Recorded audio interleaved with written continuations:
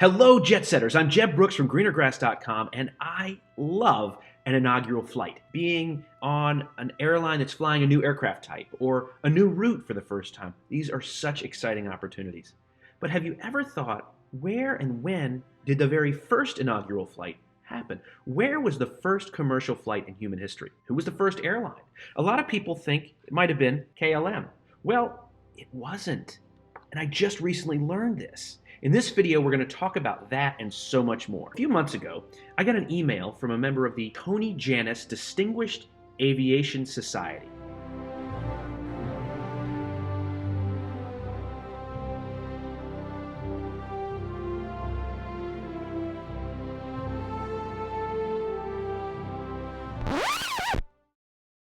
Back on January 1st, 1914, about 10 years after the first ever flight, right here in North Carolina, by the way, my home, Tony Jannus lifted off the water just off of St. Petersburg, Florida, with the very first paying airline passenger on the very first commercial flight in the world.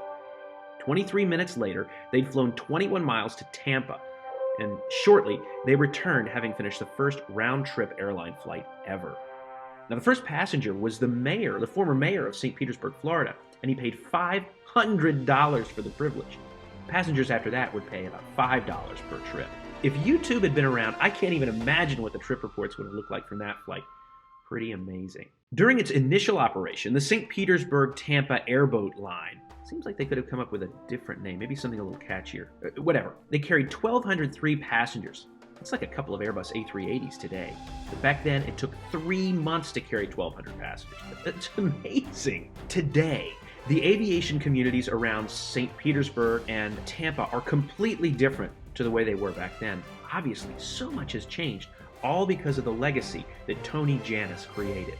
Construction began in the St. Petersburg-Clearwater International Airport in 1941. Today, the airport's dominated by commercial carrier Allegiant, with additional service from Sun Country and Sunwing.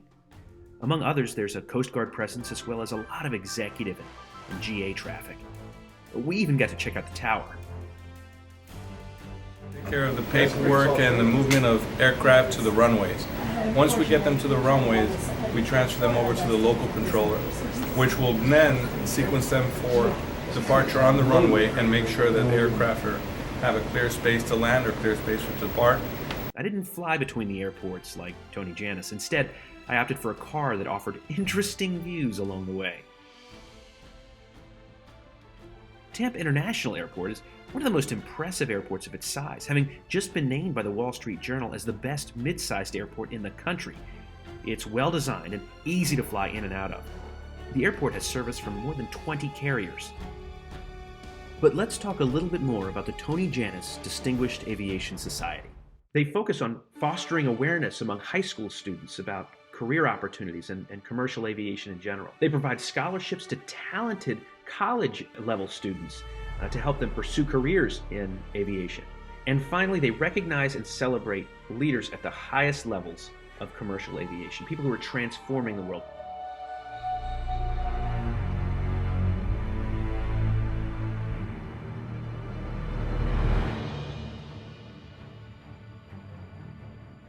This year, Dr. Tom Enders, the former CEO of Airbus, who I had the opportunity to sit down with, let's have a chat.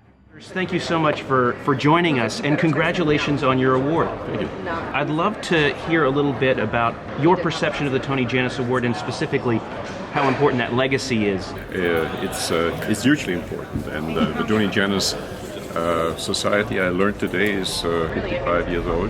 What I would like to point out specifically is their work with young people and for young people, because as always, aviation is much about the future, and there's exciting new opportunities ahead of us, and that will only work if we'll have plenty of young folks who enter into aviation, be it as engineers, as pilots, as airport managers, etc. But I'm absolutely convinced we ain't seen nothing yet when it comes to aviation and space. What sort of advice would you have for somebody who's thinking about going down that path? Well, I think nowadays it's no longer about becoming an engineer or pilot. If you are If you like aviation, but you're skilled in data analytics, well, there's a huge demand for data analysts or data scientists and people like that. As you look back at your legacy in the industry, what are some memories that you hold on to that you look back on and think, wow, I can't believe I got to do that?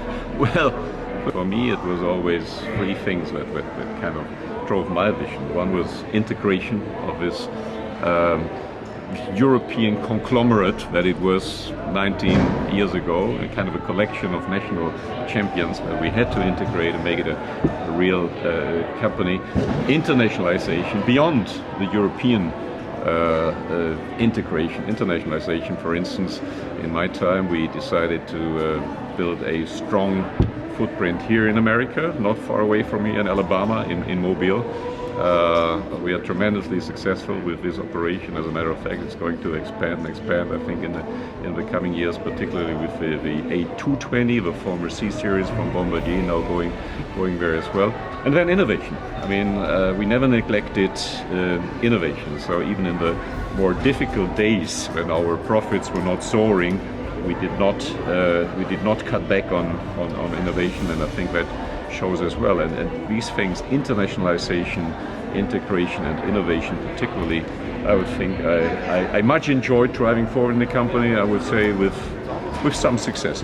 And I want to issue a personal thank you to you for the Airbus A350 and the A220 as well, the C series. Two of my favorite airplanes, but particularly that A350. We can certainly sell a few more. My colleagues will in the United States of America. Well, you know what? Maybe if enough people watch this video, I can buy one of my own. Okay.